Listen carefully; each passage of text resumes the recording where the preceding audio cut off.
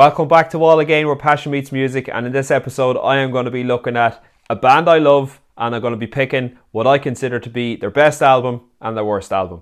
So this is a series that I'm going to be running over the next few weeks. We'll see if you guys are interested in it, and if you are, let me know in the comments and I can certainly do more of these. So today I am looking at Metallica. I have been listening to Metallica since I was about 15 or 16, since I first heard Enter Sandman and got into them. Got the Black Album, and the rest was history, as they say. This band have been with me through my whole life, through ups and downs. I've always been listening to Metallica and been a huge fan of their music. I've seen them live 5 times at this stage, and hopefully I can get to see them again a few more times before they hang up the mics and hang up the guitars, as they say. But for this video, let's jump straight in here and say what my least favourite Metallica album is. So the worst album, in my opinion, by Metallica is this one here. It's Saint Anger, released in 2003.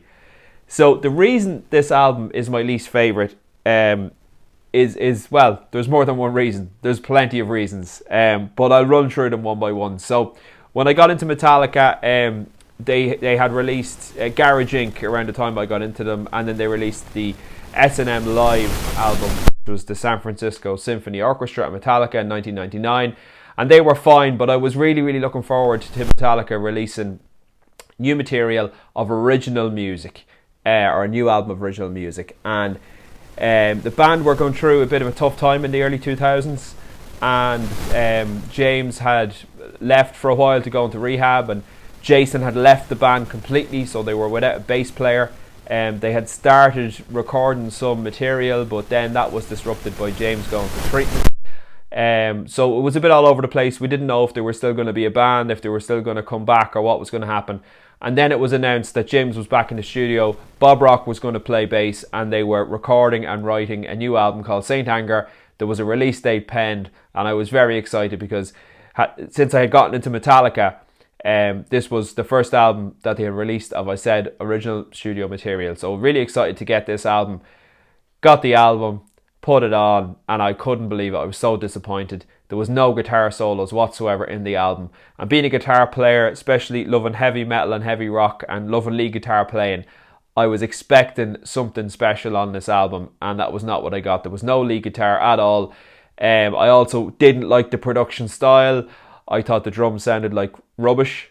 I thought, obviously the lack of guitar solos was one thing, but the vocals as well, they were, I suppose, recorded once and not polished. They didn't try to re-record vocals to get them perfect or get them even sounding halfway right. So there's a lot of pitchy vocals in there from James Hetfield, which they've just left on the tracks, and I didn't really like that.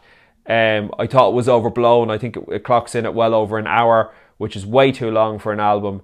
But like, some of the songs are like 8-9 minutes long, and there's no breaks. It's just like complete riff salad, the same riff repeated, the same sections repeated over and over again. So there's no songs in this album that I really like that much, to be honest with you. I think the riff from Some Kind of Monster was okay. It could have been something better if they had have actually put a bit of work into it, into production, and maybe added in a guitar solo and some more elements there. It could have been an actual good song, but that didn't happen. And yeah, I have to say, I was disappointed when this album came out, and I think it's Metallica's worst album.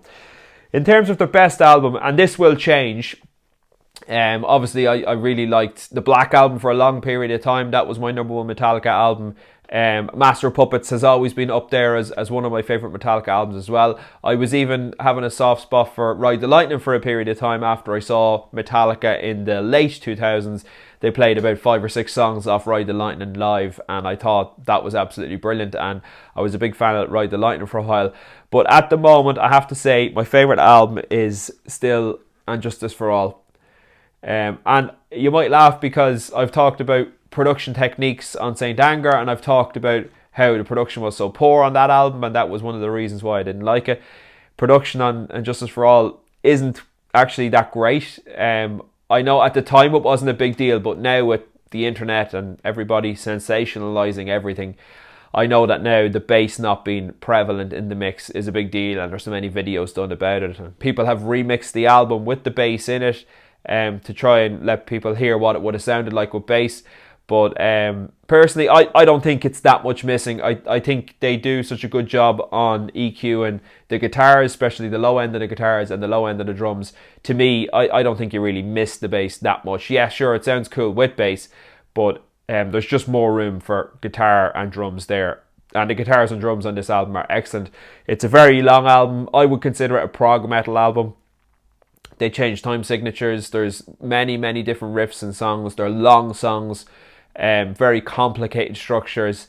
Fantastic lead guitar playing on this by Kirk Hammett, which is brilliant. I think he won Guitar Player of the Year for his solo on the song One.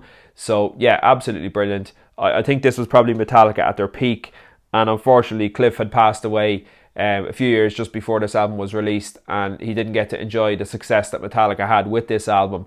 If he was there, it might have sounded a bit different. It might have sounded better. It might have sounded worse. We'll never know.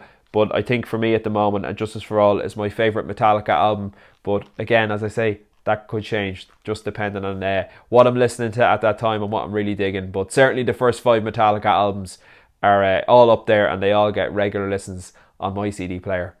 So I hope you enjoyed the video. Let me know if you like Metallica. What is your favourite Metallica album, and what's your worst or least favourite Metallica album? Let me know in the comments below. If you liked the video, click the like button, and if you could also subscribe, and I will talk to you on the next one. Bye for now.